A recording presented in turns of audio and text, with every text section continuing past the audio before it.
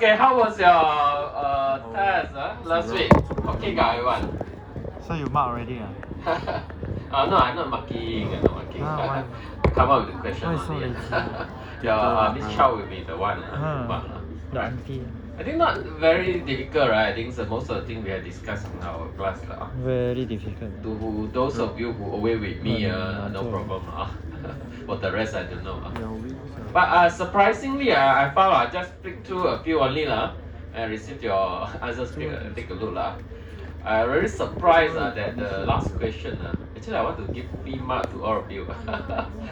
Just ask you to construct this mercury only Okay, just drawing because so senang don't need to write panjang lebar and so on. Okay. So it showed that maybe some of you still not very sure about what is mercury. Okay. Maybe I'll do a quick revision with you on the mercury, and then also because today the chapter actually we want to cover is smart contract. It's more to the programming side already, using the language that you know called Solidity, right? Okay. Of course, I'm not having an intention to teach you the whole language. This is not my purpose. It's not possible in one day. But I just want to link the important concept in your Ethereum platform with the language itself. Why?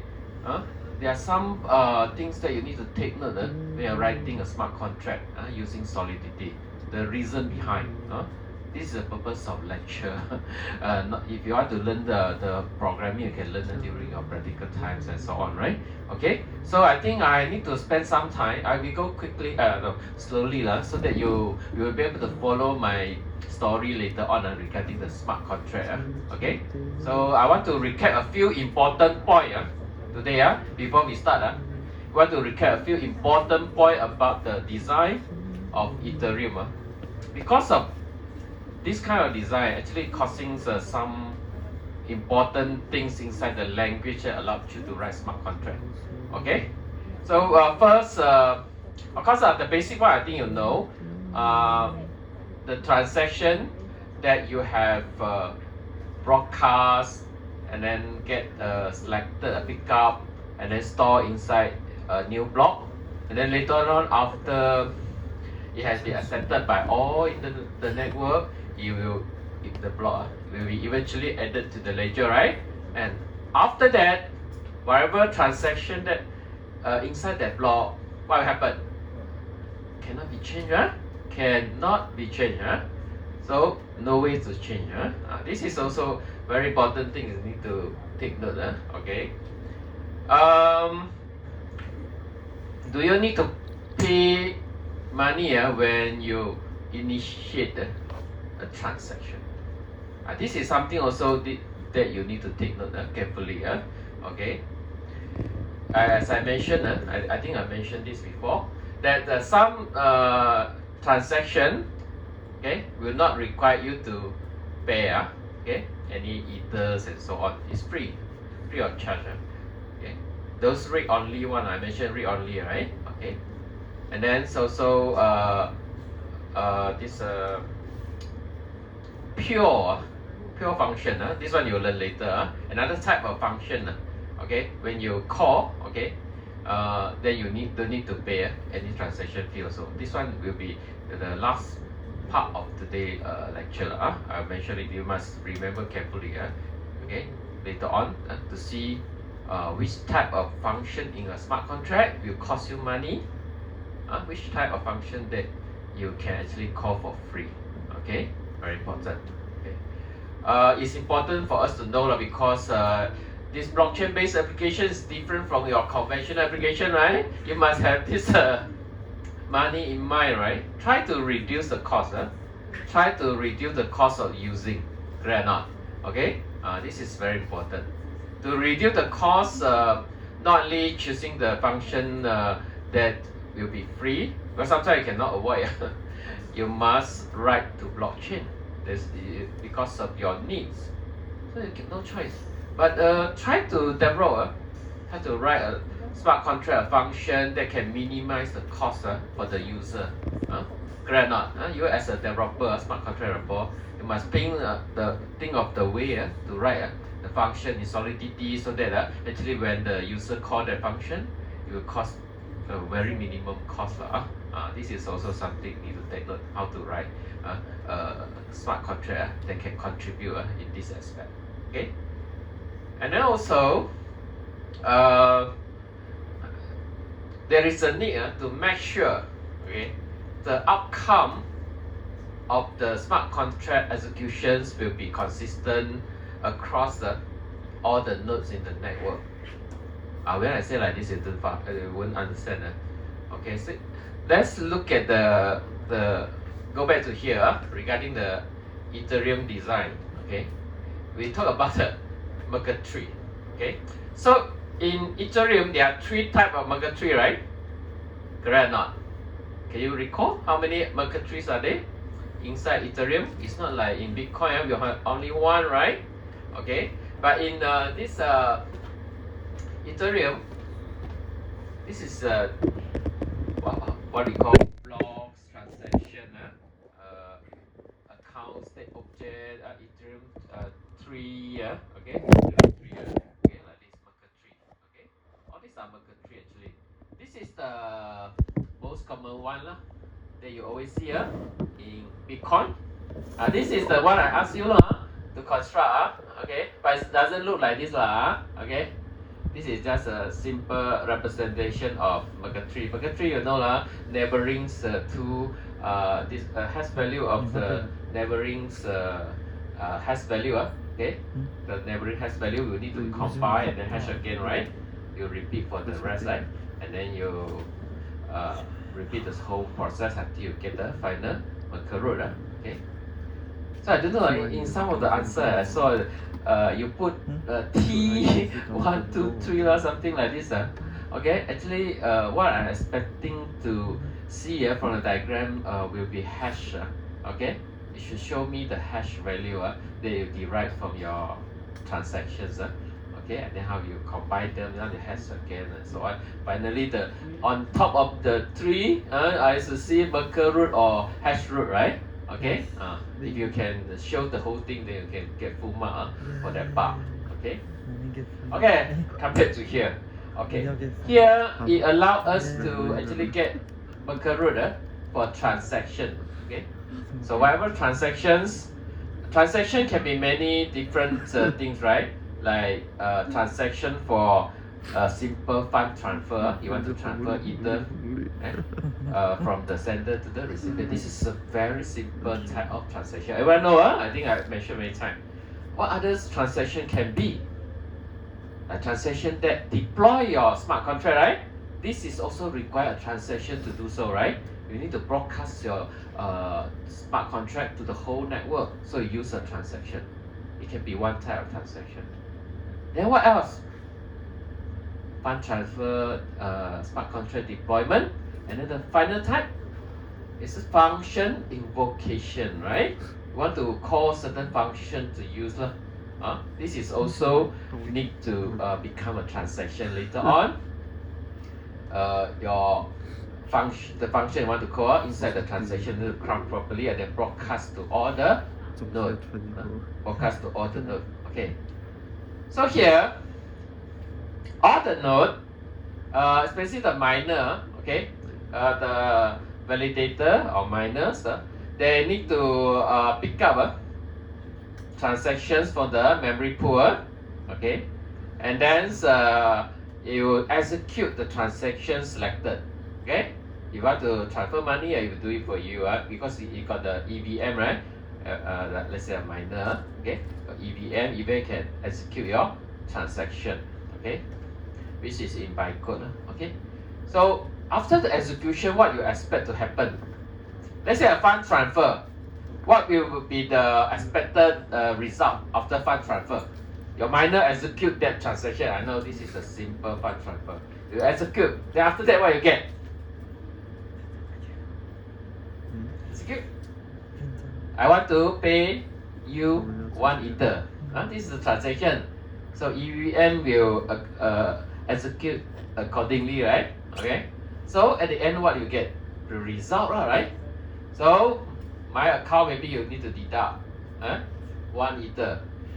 Then for the recipient account, you increase 1 ether, right? So this is the outcome of the execution. If your transactions of transferring the fund is selected and this one selected by miner and miner execute. Why miner must execute? Okay, because they need to actually calculate this value in Ethereum design. They need to calculate this state root, okay, receipt root, and so on. Okay, this receipt root actually, of course, is coming from those tree like receipt tree, okay, world state trees, and so on. If the account balance change, then this value, the root, the state root, okay, we call it state root, will change also, right? Okay. If your your transaction is function invocation, doesn't matter There's some fund transfer type of transaction. Now let's look at this function invocation type of transaction. Okay, let's say you want to work for someone, right? Okay, and then so of course this one also will change the state in blockchain. Like the number of vote for a certain candidate, of course, will get increased Okay, so you see a lot of changes to this all the state variables inside and so on. Okay, maybe you create certain receipt. Okay, some this information you want for your application. You can emit event also, right? In your function at the end you want to emit certain event to tell something. For example, the voting process ended already. You want to announce the whole world, right? You can do so. You can emit event. Okay, this one all will be recorded inside this receipt tree. Okay, and the execution of transactions for a single block, we are talking about all the transaction inside that blocks only.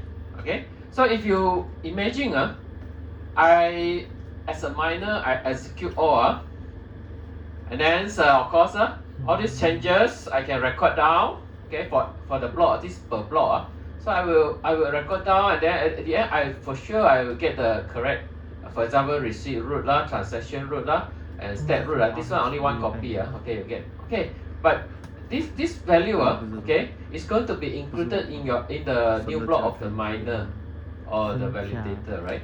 Okay, and these three value very much depend on all this value inside, and all these values come from the transaction that has been picked up by the miner itself, right? Okay, after you have created this, okay, you try to execute every transaction in the block they want to propose. Of course, you have the result as a root okay, on these three values only okay, but it represent these three root value represent the whole state in the blockchain. It's a current state. If we have all these transactions inside the block, okay, then our Ethereum blockchain state will become like this. You cannot change, right? This is very important. Okay, so after miner or validator have proposed this block, right? This block, okay, all the transaction like this, and then outcomes like this, and so on. I get the root here. I put inside the header. Okay, then this one of course is the block that everyone going to broadcast to the network. The miner is going to broadcast to the network, right? So the node inside the network, what they will do when they receive this proposed new block from a miner or from a validator. So what you expect they will do? So what do you expect? If now I have a block, now because the proposed new block need to broadcast to all, right? They all need to check Okay, so ask yourself, how you check? You receive a proposed block, with all the information, right? The transaction inside, and all this information are inside, including these three important root also inside. So what would you do to do verifications and so on? Okay, because all these are hash value, hash value. So you can calculate, you can calculate on your own because all the needed information are there inside the block. Correct now? Sure, 100%. All the transaction will be inside the proposed block. Will broadcast to you. You will see all the transaction also. Okay, you as one of the node inside the network. I assume all of you are one of the node. So everyone will receive the proposed node. So you need to do is you're going to pick up the transaction is the block. You want to do the same thing. You're going to execute the transaction that has been selected for that block. Okay, because you also got EVM, alright? Okay, so you can execute to see the result. Oh, this is a transaction related to transfer. Okay, so you execute and transfer. After transfer, what happened? You also will have result, right? Then this account, the amount will be reduced. The account, the amount will be increased, right? Okay, and then and other things, other transaction. That's for example, another transaction talking about voting for a certain candidate. Then the number of vote received by a certain candidate increase, right? You need to update the state variable. Okay, so you do the same thing like miner. You do the same thing like miner. Okay, so here, supposedly, if you are doing exactly the same thing like what this miner has done, okay, then you should get the same value here, right? Can or not? Okay, you update or construct the trees or update a tree like this, then you can get the same value. The same value you can check, okay? Because you receive it's stated that the tree roots like this. Then you do the same thing, you calculate on your own. The value of the tree, this root is like this. So if they are the same, what you have calculated and what the information in the proposed block is same, then you can confirm no problem.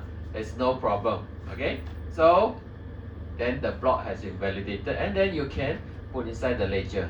Okay, this is how you get your next block. Okay, why I want to talk about all these things? There's one reason. From here, from the story just now, then you realize if I want to, at the end, add your proposed new block into my ledger, I must make sure they are the same, right? Okay, and they only will be same when the execution result is the same, correct or not? Okay, what I have executed, just like what a miner have executed before this. Okay, this is then when we come to smart contract writing, because today we talk about smart contract, right? Okay, then we need to make sure the result is always deterministic. It's always will be the same. When I execute the transaction, for example, transaction 1, okay, I take it and execute. Okay, the result should be like when you execute transaction 1 also. When I take the transaction 10 from the same block, I execute, the result should be the same like the time when you execute at your side, the miner side, right? For transaction 10, right? Result must be the same. Okay, so here it will influence okay, the solidity. Okay, for example, if you have random number generation requirement in your smart contract, and I think about this, do we have any random number generations related library in the Solidity? It's very common, right, that we use a library to generate a random number for us to use, right, to calculate something, right? Very common in other languages. So try to observe in Solidity. Do you have that? Do you have that library for you to use? Have you observed before? Hey, I want to generate. Okay. Let's say the function is generate a number. Then you will be in trouble. You will be in trouble. Okay? Because this kind of transactions will not have a fixed value generated, right? Okay, the outcome will be different. Okay, let's say this function is called generate a random number. Of course, when the miner execute, remember I say miner need to execute whatever transaction inside the list of transaction in the block, right? Yes, you execute. You may get the value outcome transaction execution. You get 11. Let's say 11. Okay. Okay, 11. So 11 will be stored lah. Maybe here lah. Okay. The step variable update equal 11. So at the end, calculate with other result. Then you have a step root value. Okay. That is corresponding to just now your output 11. Okay, now this miner propose okay, then broadcast to all. Then you also receive one block okay, this proposed block by the miner. Okay, that time you also execute whatever transaction inside. Okay, now when it comes to the execution of that transaction called generate random number, then you execute lah, correct or not? Same you execute, I also execute the smart contract is the same but you use a random number generator library lah. Okay, just call one function.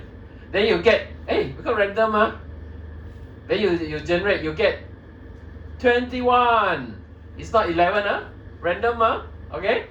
Then my result and your result, would it be the same? Would it be the same?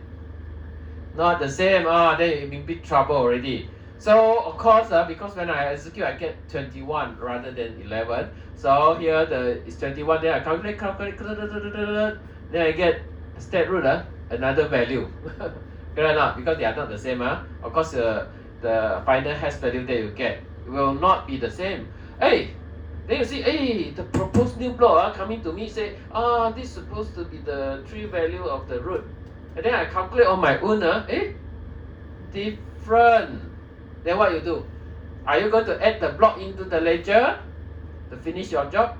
No, right? Okay, no. Then this whole block cannot be used already, right? The rest are all correct. The rest of other transaction no problem. Only this particular transaction that contain a function called to a random number generator create a trouble. Then at the end the block will be discarded. It cannot be added. We wait for the new block, another block I wouldn't accept that one. I wouldn't add. You also other node also might have the same situation because you also execute that function that going to give you a random number, which will not be the same with the result generated by the miner, right? Or the validator. So it's a big trouble. A1 cannot add. Okay. So, in short, the outcome of the executions must be predictable and always the same every time. No matter you execute or I execute or someone else execute. Okay. So you won't find any random number generations library that you can use in Solidity. And you should not introduce this kind of thing inside your smart contract. Okay, you shouldn't write this kind of thing. Okay, this is a simple example. Of course, apart from random number generations, we also must be very sensitive to have a function that going to get the current time. Time also very sensitive. Why? Like let's say now, I repeat the same story. Okay, a miner prepare the block. Okay, all these are the transaction inside the new block. I'm going to propose, right? Then certainly got one transaction. Actually, also a function invocation related transaction. So inside the function, it get the current time from the system. Okay, when you say current time, okay, of course we can get no problem, right? Okay, every node running on computer, right? To access the time is not a problem, right? So you get the time. Miner get the time. Okay, the time is the output. Okay, get the time. So all these step variable will time updated with the latest time. Okay, calculate again. So you get a new root here. Okay, and together with others. Okay, so the new proposed block once again broadcast to the rest of the network because they're hoping that everyone go and validate to say no problem and then get the new block added to the ledger, right? But unfortunately, it will sure fail one. Why? Because the time you generate the current time, okay, and the time the miner generate the current time will be different, right? You see, okay, miner first create the current time first, right? Okay, use a function simply very senang, call a function, get current time or get position time, okay, what is time? This is time. Because the time you're going to execute the transaction will be later, of course, will be later, right? Okay, after the miner have broadcast the new block to you, only you do the thing, right? Okay, only you take up the transaction, the block, and then execute on your side, right? When you execute that function, that try to get the current time, okay? So what will be the current time? You get, for sure, it will be later than you, right? Okay, maybe how many milliseconds difference and so I don't know, but definitely the output will be different, right? Okay, agree, I wanna. So this one create trouble again. Only this function in the block fail. The transaction that invoke this function inside the block will make the whole block invalid. Okay, because you cannot expect to get the same value already. Okay, for the root. So that's why you must understand. That's why I say. That's why I need to tell you the story. Why we must make sure that we cannot have this kind of randomness. Okay. Later you see the now function to get time. The function called now in Solidity, right? Which not going to give you the current time. Okay. Okay. So I try to tell you, okay, why actually when we develop smart contract, we need to be extra careful and so on, as compared to this conventional application. There are a lot of reasons behind one. Okay. Okay. Now we can move to our next chapter already. Okay, enough. Then you can follow easier. This is the chapter we're going to talk about. Okay.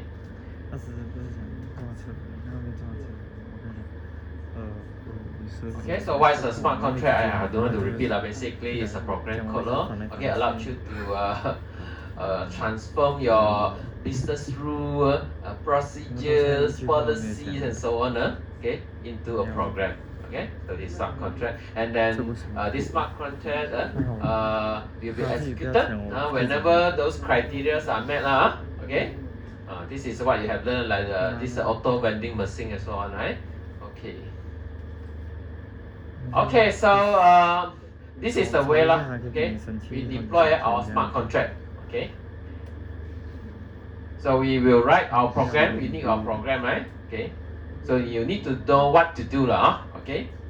So all your procedures, policies, and so on, okay, business logic and so on, you put into this. You code it, you codify, okay? Then you become code, okay? And of course, you use a language called Solidity, okay, to do this, okay? This is a language specially designed for writing smart contract. And you might be wondering why there are so many existing programming language already. You learn what in at this time UNT C got learn C? No C++ straight away C++ C no more okay. C is my time I learned others also like basic Fortran and so on. I don't know you heard about that or not. No longer in use okay. You learn Java or not? Got C++ Java. Do you learn PHP? Got PHP got C#. What about C#? Got or not? C# also. Wow, you learn a lot. Okay, so are there any this data science student here today? RDS student, can you raise your hand? One Where are you? Two the area data science student. I ask you, what is the language you use for data science? Python. Python usually used for AI okay, machine learning apart from Python, any others languages that you learn for especially for data science ones, or data analytic and so on? Got R, right?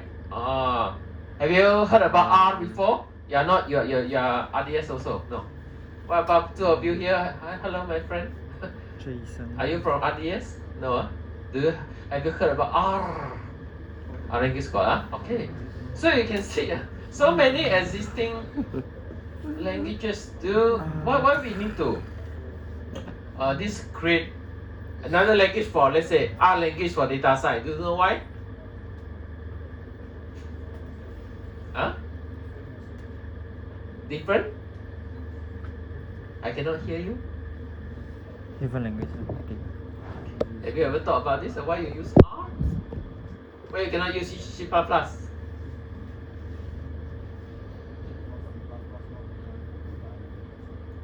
What's that? Not designed for that, huh? Okay, yes, because usually we need a lot of support, library support, especially. If C++ can have a lot of good library to support the data analytic purpose and so on, yeah, C++ can be used also, can be widely used also, right? Okay. Python, why is it good for machine learning? Of course, there are reasons there. Most of the time because of the library support. Okay. Yeah, it fixed to that particular purpose. Okay, that's the reason why today we use Solidity. People come up with Solidity. Later on you see what kind of support, so-called support given by Solidity later on. Okay. Okay, so don't talk about Solidity first. We continue to explain to you this how this deployment process happen. Alright. Okay, now you have the Solidity code they have written, and then of course after that you need to use compiler to compile. And at the end you have this bytecode, and bytecode is the one that understood by your EVM. Okay, no problem. This all can accept, right? Okay, so after that you have the bytecode. You cannot stop there because your objective is to deploy. What's the meaning of deployment? The deployment here mean what? You try to put the bytecode into blockchain, right?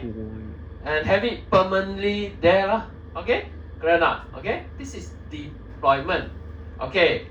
So this bytecode or the smart contract, you want to just put it into a node only, or many nodes, or all the nodes? Yes, of course you want this, the one that I compile, okay, this bytecode to be stored in every node, right? Okay. So how can you store your bytecode to every node in the network? There's only one possible way. Because you must make it to the new block that's going to be proposed, right? This is the only way. Okay, of course later on need to go through a validation process and so on. Make sure no problem. Only all of you will put it into your new ledger, right? When it inside your ledger, connected to your ledger, okay, appended to your ledger, then we can say we have completed the deployment process. Okay, so how to get into a block first? Of course, we need to think how to get it into a block. Okay, so what you need to do is, once again, we need to craft a transaction like this. Prepare a transaction. Transactions is meant for you to broadcast. Remember this point. Okay, you're not making a simple call to your local node. You are actually preparing a properly drafted transaction, and then after that it will be sent to your local node that you are connected with. Right? Remember, you need to always connect to a local full node. Right? So your smart contract inside the bytecode, you put it inside transaction, then you broadcast.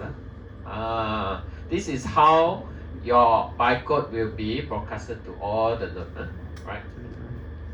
Of course, when this can be done, depend on your transaction fee that you're willing to pay.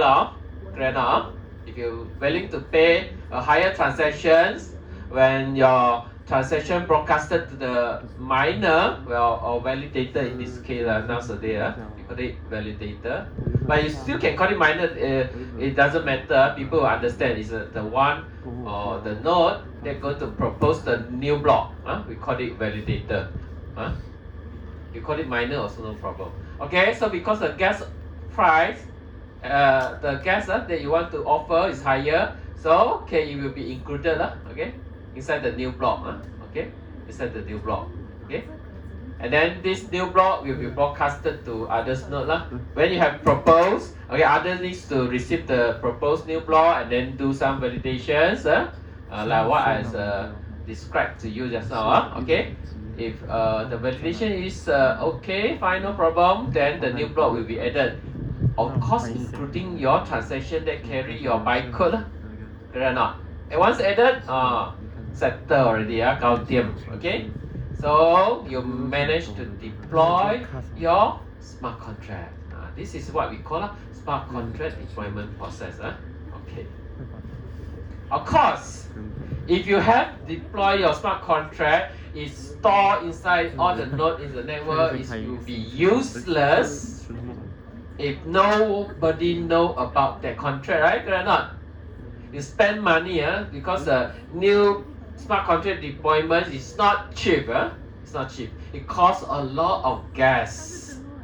Okay, so yeah, congratulations. Yes, inside. It's inside here already. I validated the newly proposed block by the validator. Then I will add it to my ledger, and then your smart contract is here. And also other node, all the node we have your copy of bytecode here. In one of the block, in one of the transactions. But it will be useless. You are wasting your money. You create smart contract because you want people to use, right? Okay, the function inside smart contract and so on. But how do I know? Right? How do I know where is your smart contract? Then you need to have an identifier to tell people, right? This is the smart contract that I'm talking about, right? Okay, so after this bytecode has been stored inside a blockchain, then a contract address will be assigned. So it will be given a contract address. That's why when you're using Remix, after you have done your deployment, then you can see down there, okay, the address of smart contract available for you to interact with, right? Okay, you can play around with the deployed smart contract, right? Because you know the address. Okay. Okay, so how this address is calculated? So it depends on a few things. So it's related to the address of the contract sender. Who actually, just now, who? Okay, this is a transaction. But when you want to send out the transaction, you must pay money, right? Correct or not? The one who pay money is the sender, right? If you are using this account to, broadcast the transaction, of course money will be deducted from your account, and then you become the owner of this smart contract, smart contract. Okay, so if I add the number of transaction created has sent, this is a nonce, then I encode, do some encoding, RLP encoding, and then later on I hash again. Wow, a long process. I combine a few information, the nonce and the sender address, and then I do some encoding, RLP encoding, and then at the end I use catch-up 256 to hash it. Okay, and at the end I get this address, it's called the contract address, right? With this address is very easy already, then we can interact, your application can interact with the right smart contract on the blockchain. Okay, so this is the whole deployment process. Any questions so far on the deployment part? Are you clear about how you deploy your smart contract? Okay, next, let's look at how we involve. How we involve. This is a process. This is what happened. When you want to use, you need to also create transaction. Create transaction. So here you create the transactions. You include the so-called functions identifier, the signature of a function. Okay, you must tell which because if you know the contract address only, it's not enough. Because your contract got many function, right? You can have function A, function B, function C, function D, function Z, and so on. Okay, but which function you are going to call? Okay, so you need to tell first the address of the contract and then the function signature. Function signature is I don't want to panjang lebar. Okay, is something that can let you to identify which function you want to call. Okay, so this one you need to be included in your program. Okay. Okay, of course you prepare the transaction okay, at your side, and then broadcast to the local full node. You need to go through. Always remember, the transaction will first go to your local full node. What's the local full node? The one that you prepare okay? The node, Ethereum node that you prepare, owned by you, that already connected to Ethereum network. Or you can actually use those services provided by let's say Infura, Alchemy, and so on. Also, if you are lazy to set up your own local full node, you can always subscribe one. Okay, pay money. Okay. Okay, but you must connect to a local full node. Okay, when the transaction comes to a local full node, you of course will go to this memory pool. Cannot run away one. There are so many incoming transactions. You must put in the memory pool first. Okay. Of course, you are not miner. You're not going to pick up and so on. You are not a miner. If you are not running as a miner, you don't pick up. Don't do extra thing. Okay. You start putting inside memory pool enough. Okay. Let it stay there Then after that, you broadcast the transaction. Okay, to others until it get to the validator or miner, right? Okay, let's say, okay, now the transaction for function invocation has been broadcasted until you reach a validator. Then the story here will be like just now what I mentioned okay. Of course, you go to the memory pool. Memory pool you can see. Okay, must go here first. Okay, because you are miner, then you can pick up. Start to pick from your memory pool, the one that can go and give you a lot of transaction fee. Okay, pick up. After pick up, you must execute. As I mentioned, must execute. Because it's going to give you the outcome. And outcome is very important for your calculation on the root. Just on the tree root, right? Root value, right? Stat root and so on, right? You must execute. You cannot run away. You must execute. If you're a miner, you must execute. Okay. Then after that, with the execution of all the selected transaction, okay, then you can propose a new block already. Okay. Maybe just now you want to invoke a function, right? It's here. It's inside this transaction. Okay. It's inside this transaction. This is actually a transaction hash. What is a transaction hash? Okay. Which for you to identify a certain transaction. This is the one, the function invocation transaction is here. Okay, it gets selected by the validator and put inside a new block that this validator is going to propose. Then after that, it immediately go and notify other okay, broadcast out the proposed new block. Okay. Okay, so when the neighboring blocks receiving this proposed new block, of course, it will do the same thing like the miner. Okay, because inside the block you say, got all this transaction. Okay so you execute one by one and come up with the result. Okay, and then it will get at the end, follow the process, you get a 3 root value, right?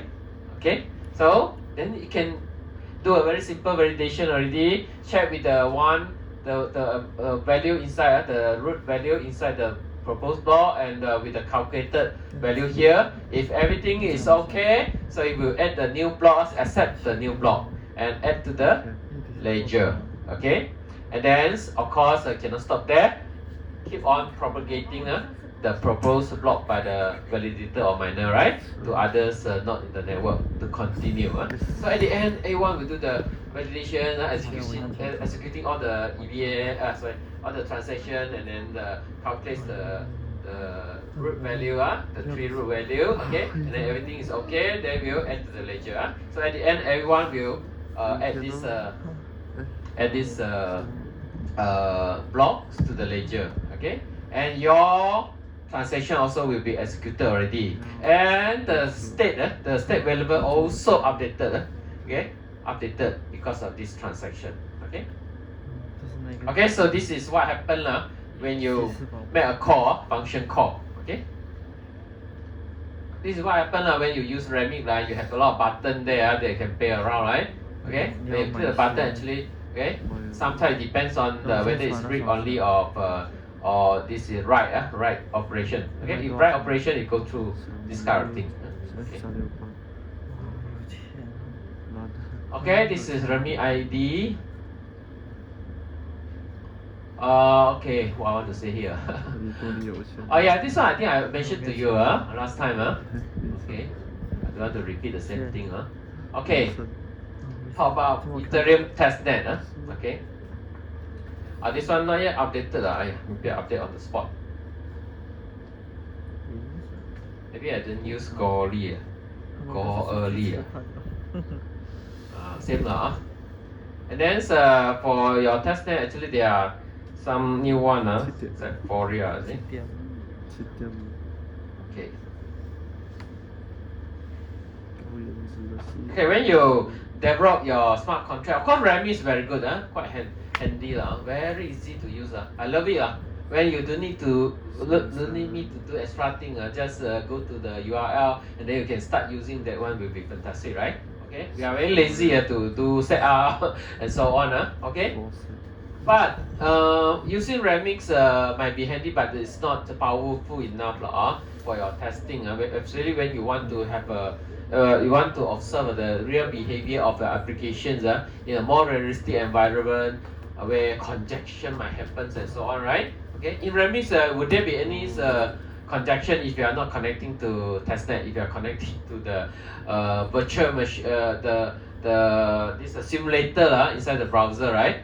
Inside your this Remix environment, you won't get any conjunction. Not realistic. So if you want to be more realistic, then you can actually connect to testnet. Okay. So you want to use the testnet, of course you need to have an account. Okay. Then you can actually request free this Ether from this testnet. Okay. But nowadays, not all the testnet can be used already. There's some already obsolete.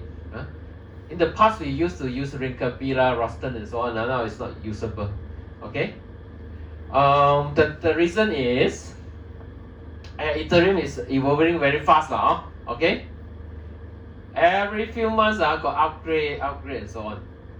In the past, they are running on proof of work, okay, which is very energy consumptive run, right? In the past, then they migrate to proof of stake, okay.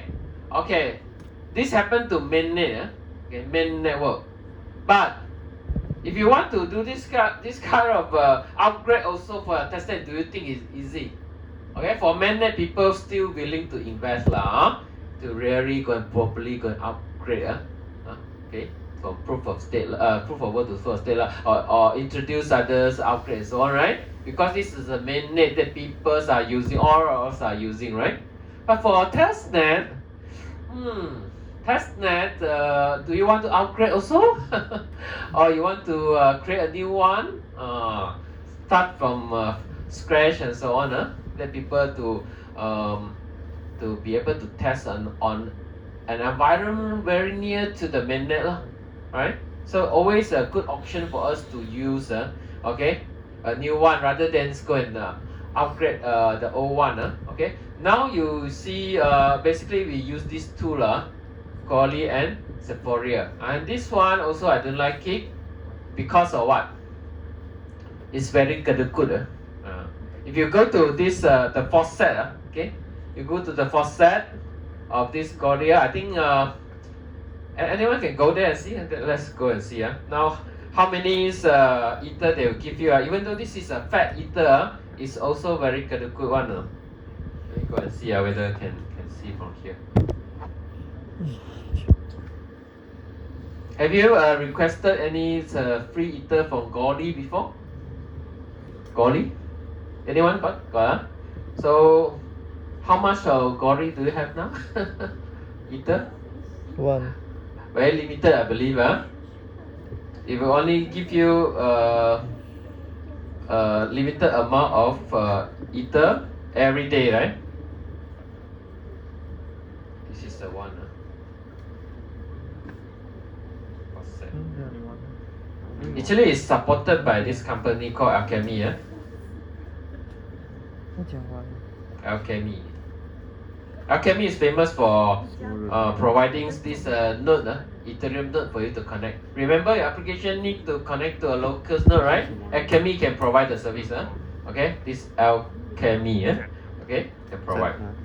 Okay, so I think very critical. You can see here to prevent bots and abuse. Cori Faucet require a minimum manpower balance. You need to pay money also. You need to have a wallet with this balance. Okay. And then everything I cannot remember.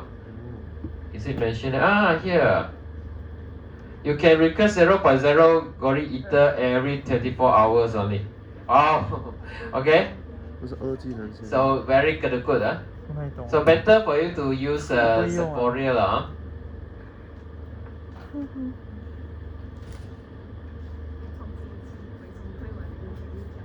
啊，不要这样，我不会。 It's also by this Alchemy. 这样好学。 Okay. So this one can give you better. So you can request 0.5 Sephora Ether every 24 hours. So this is a better choice. Okay, 2 days you can get 1 Ether already. Okay. Try to collect. I think it might be helpful for your assignment if you're at the end you want to target to test your application that you develop for your assignment using the testnet. Start to collect now so you can have a lot of testing. Or later on maybe you're not enough this ether for you to use for testing. Okay, if you need to test a lot. Okay, so I encourage you to have a habit to collect every day. Okay, from Sephora. If you want to connect your assignment application to this testnet. Okay, you just need to copy your address to this, and then you just give this send me ether button.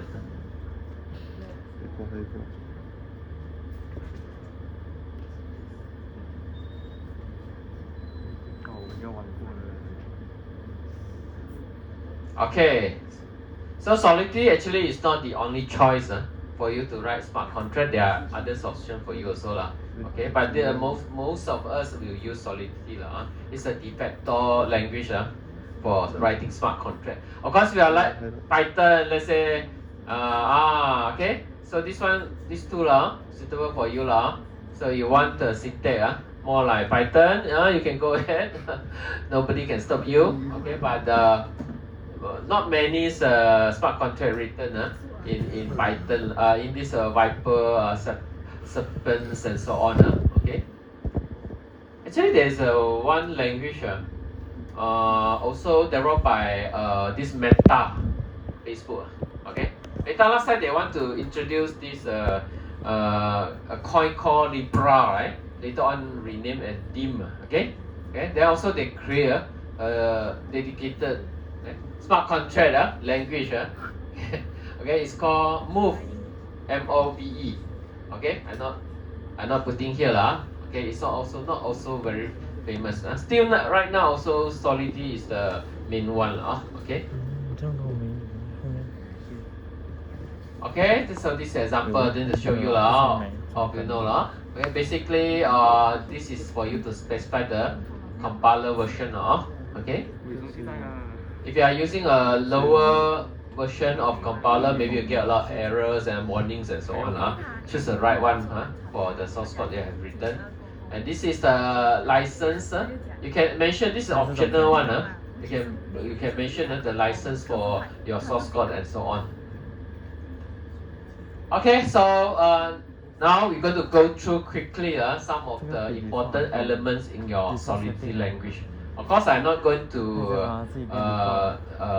share with you in details all because I'm not having an intention to teach you the whole Solidity language syntax and so on. Okay, I just want to quickly go through some of the special one, especially the special one, which are not available in other languages and so on. Okay, those special data type lah, special function lah, and so on.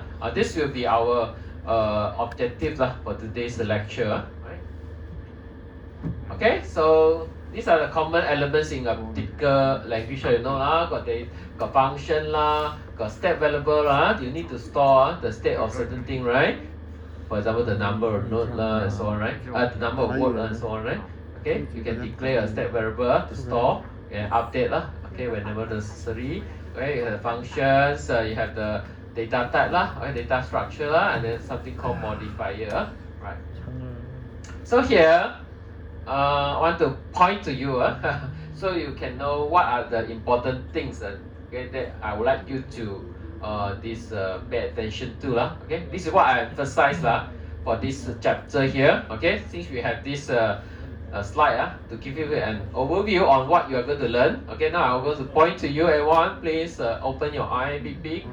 Okay, everyone, please look at me, and then later on look at the slide. Okay, so the important one is these are very common. Okay, this one I want to emphasize view function. So today, make sure, of course, maybe we have less than 40 minutes now, but I try my best to explain to you what is the view function, what is the pure function. This is very important. Okay, for you to know. Okay, why it is important? Because it can actually help you to save money. And then what else? Modifiers, also important. Modifiers. This is also something that you need to know because the smart contract that you're going to write, you cannot make mistake. You know, and you cannot waste your money because of executing unnecessary code. Sometimes you need to have control. To make sure that you only execute when it is the right time for you to execute, when you are allowed to execute and so on. There are certain criteria need to be made, only you execute certain thing, right? You do execute and then at the end you find, hey, it's not relevant for me to execute, or it's not the right thing for me to execute, but you already executed. Once you already executed, that means your gas has been consumed, okay? It has been charged already, it's too late, okay? So in smart contract, you must be money conscious. Okay, we try not to execute the wrong thing. Try not to go to execute the wrong code. Cannot. Okay. So for you to check, you need to do a lot of checking. In smart contract, you cannot run away from checking whether the conditions is right for you to do something or not. Okay. Then only you do the things you want to do. Okay. So it will save you from spending a lot of money for unnecessary execution. Okay, so modifier can help you. Okay, so basic data type. Okay, state variables is the most common one. This is nothing special. Just like other languages you can declare. Okay, however, if you want to store a lot of things, you better think twice. Because in Ethereum, the more data you store, you charge you more. Okay, it charge you more for your this data. Okay, so blockchain is not suitable for you to store a huge data. Okay, so basically you can opt for off-chain storage and so on. Okay, but you can declare whatever things that you want to store. Okay, this is how we declare. Okay? And you also can update. The state variable inside contract and so on, it can be updated. Okay. The transaction only is cannot be changed. Sometimes we already hear, right? Blockchain is immutable. Okay, correct? We have mentioned many rounds. Wow, blockchain is very good. Once you have written, it has been written, okay, and recorded, it cannot be changed. I think most of you will say this thing, right? But actually, it's true. But just that the transaction, okay, cannot be changed. You have done this transaction, then no one can change. Say you have not done this transaction. Okay, but the state variable that you declare was smart contract can be changed. The value can be changed, can be updated. No problem. It's not contradicting, because transaction is not there, okay? The state variable is changed because of your transaction inside the ledger, right? And I execute a transaction, then the state variable get changed, right? It's changing, but the one that's is changed is your state variable, right? Not the transaction, the transaction exactly what you want to do, the function name, the parameter you passing, and so on. No change. Exactly, they store exactly in the block as a transaction. These are the transaction content. It cannot be changed. No one can change it, but the execution outcome can cause the state variables to be updated. Okay, be clear. These are two different things. Okay, but at the end, blockchain is very immutable. Cannot be changed. Okay. Okay, spatial data type. This is interesting. Specific data type means that it's something special, specific to smart contract. Okay, specific to Solidity. So usually these kind of things you seldom see in other languages. So what are the special ones? Okay, in Solidity.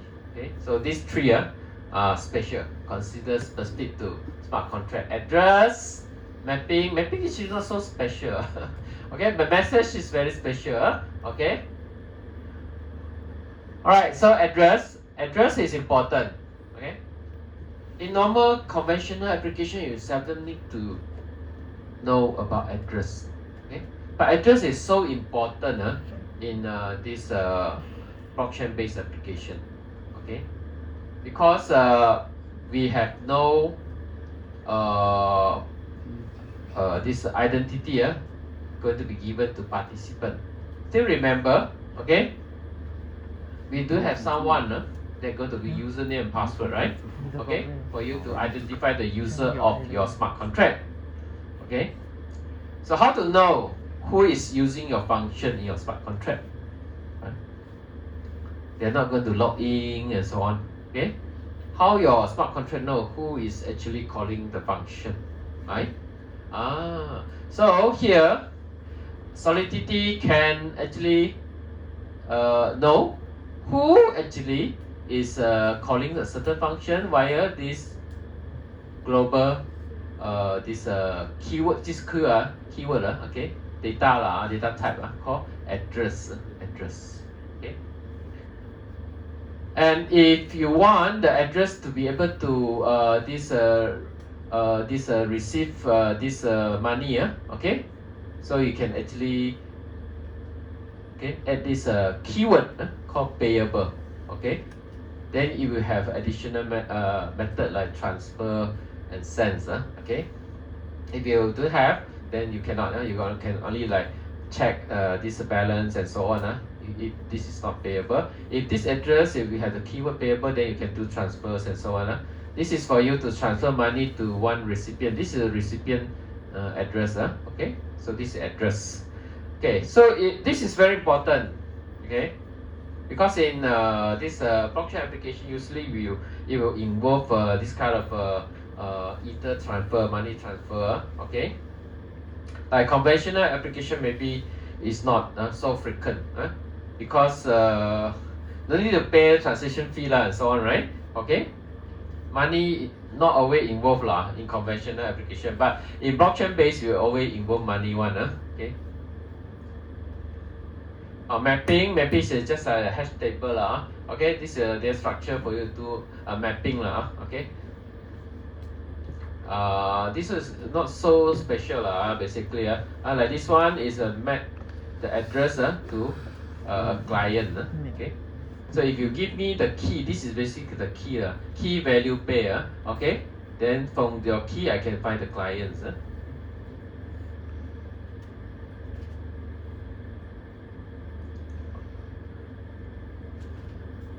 Okay, and then another one, big special one is message. Okay, so message here can let us find out who is the sender.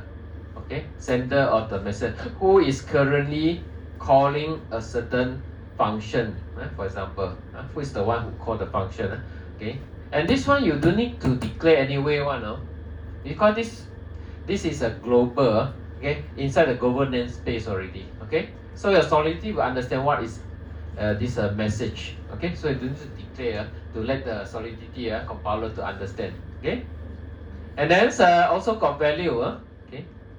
Sometimes you can send money also, right? Okay, so the value, the amount of money that you send, you can retrieve from the message that you receive, okay?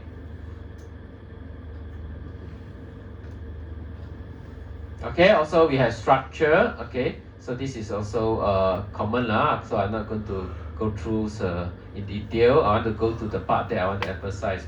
Alright, also we have enumerations. This is also not something special, but it's very important in Solidity because it can help you to save the storage, save your storage, okay? Very expensive, right? If you use strings and so on to represent certain information. For example, in your voting application, have you come to, in your practical, have you come to the voting part? Okay, the smart contract for voting, balloting. Yes, right? Okay, I think in that applications, there are a few important stage like registration stage, okay, this voting stage, voting completed stage, and so on, right? Okay, so if you want to represent those stages, actually you can use enumerations, okay? So at the end, all this string here, right? In your program, it look like string to enhance your readability lah, so you can read easily, right? Okay, you can understand.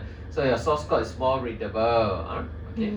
But in terms of the program, okay, so this one will be represented by integer, okay? So all these things you need to have it in your voting smart contract, okay? So if you want to store string like here vote done registration init and so on, you take up a lot of space, okay? So it will cost you more money for the smart contract that you want to deploy, okay? Because you are going to use up a lot of storage, it will charge you more, okay? So if I just represent using maybe 1, 2, 3, 4 and so on, when I use enumeration at the end, it turn up to be numbers only, integers only, so it will save you a lot of storage, because to store integers it needs less storage, okay? So I always encourage you to use enumeration rather than using string. Okay, here also you can see when we talking about time, okay, in Ethereum, we are actually using this format called units at all time. Okay, it's something like this. It is something like this. Why we want to use this format? For example, we use times for timestamp. Timestamp. Okay, in Ethereum, if you want to record the block time, okay, you need to use this format. Why?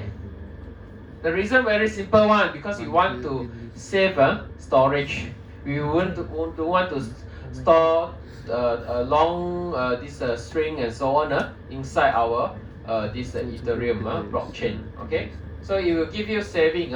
Okay, I'm not sure whether you agree or not. Okay, so if you want to represent, okay, like the date year, month, a day, okay, and then the time, hours, minutes, okay, millisecond, and so on, okay. So it will be very long, okay.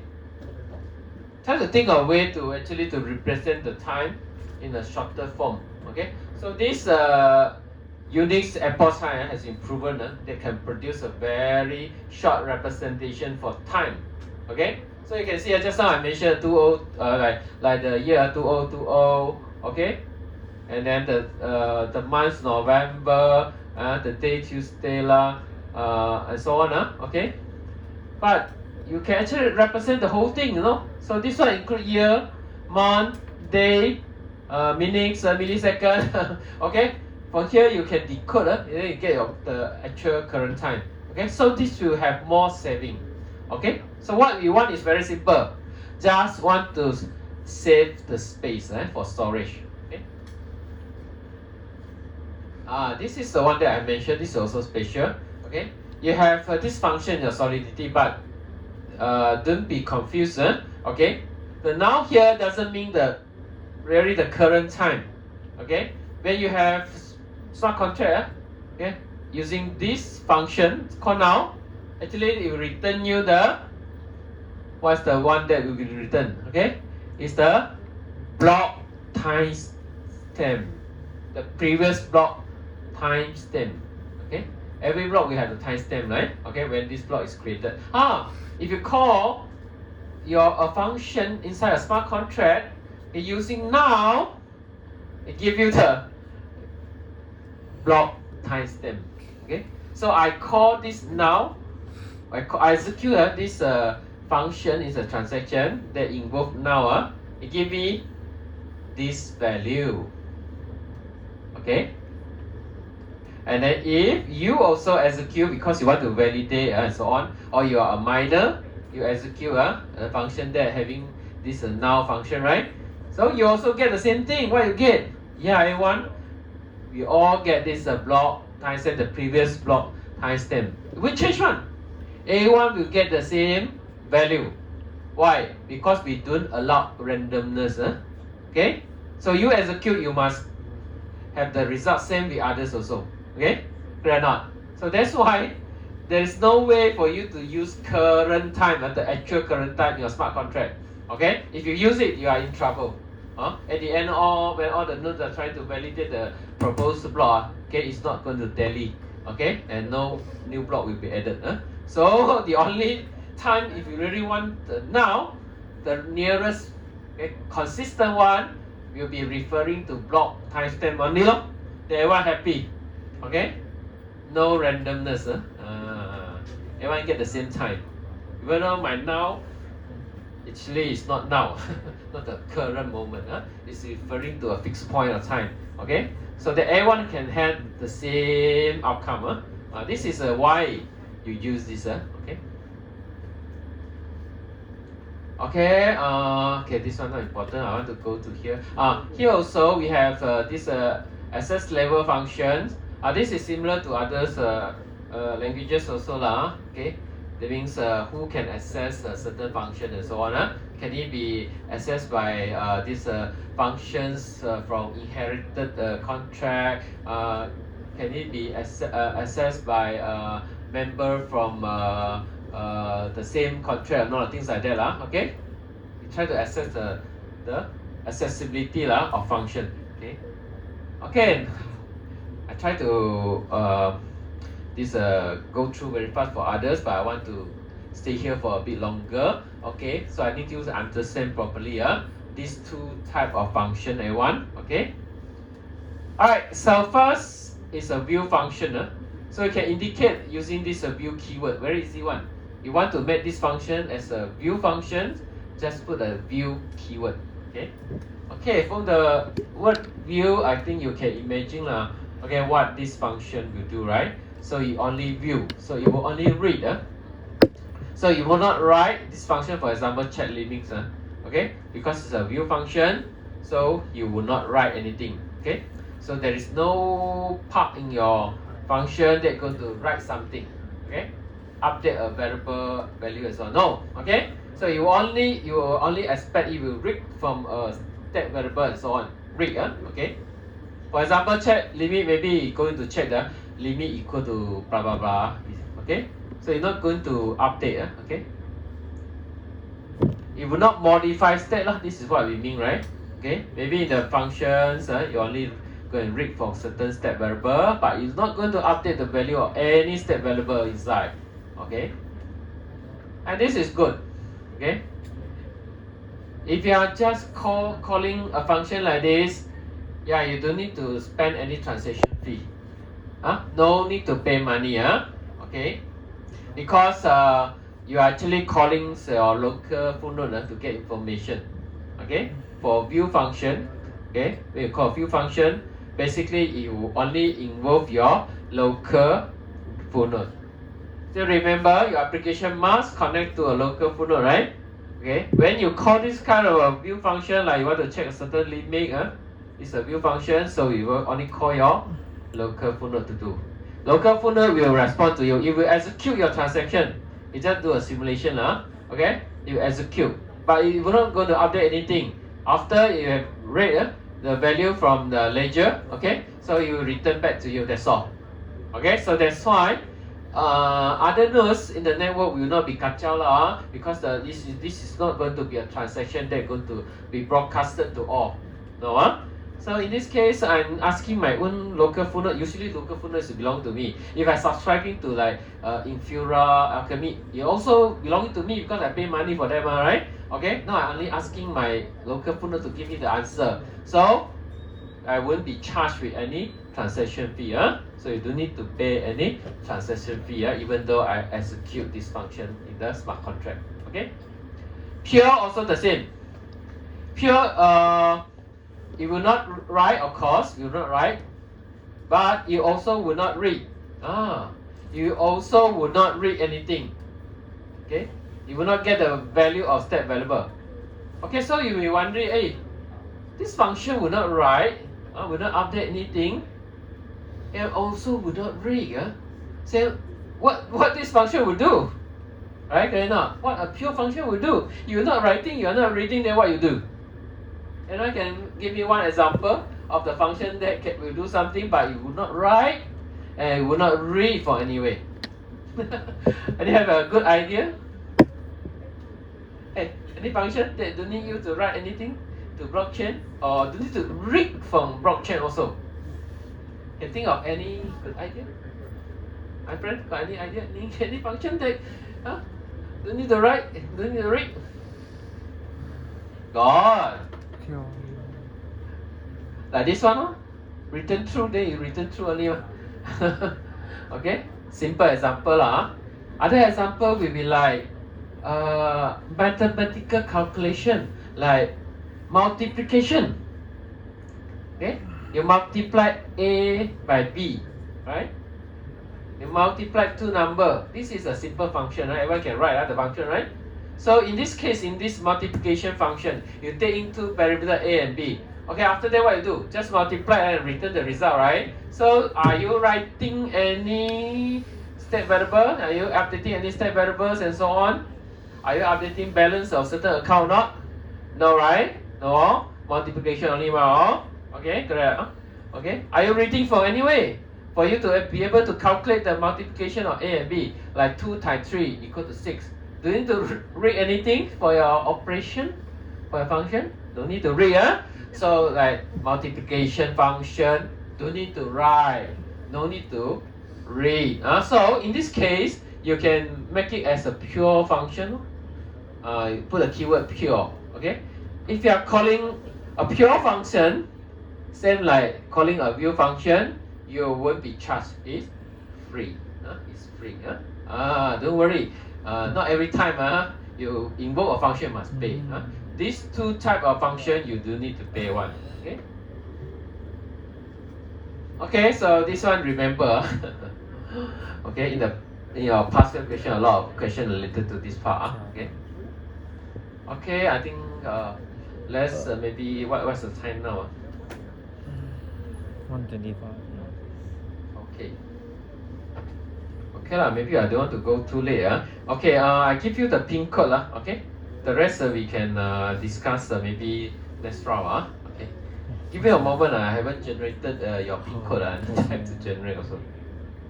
你没这样多废话。打篮球。叫我打。我只会拿球。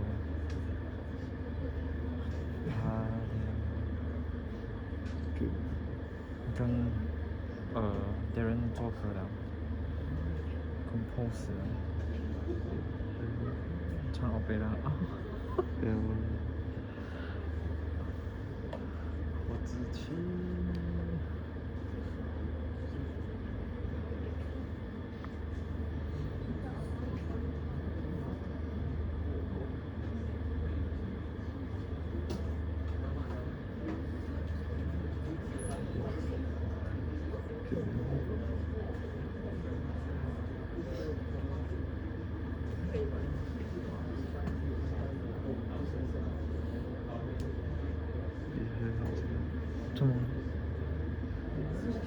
创业，大学你在读书，你申请到 scholarship 39万，申请到。